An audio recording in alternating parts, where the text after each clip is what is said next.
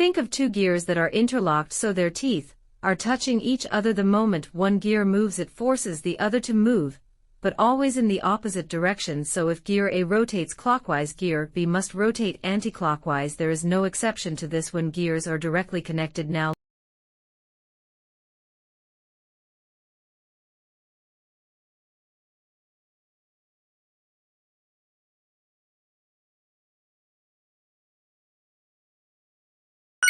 let's understand the rotation count using teeth numbers. Gear A has 12 teeth, and gear B has 36 teeth, so gear B is 3 times larger, which means for every full rotation of gear B, all 36 teeth must pass the contact point, but gear A only has 12 teeth, so it takes 3 full rotations of gear A to match those 36 teeth, and make gear B complete 1 full turn. So the relationship becomes 3 rotations of A equals 1 rotation of B. Now if we want gear B to complete exactly 2 rotations, we simply multiply this relationship, which gives gear A must rotate 6 times, and this is the final answer in this.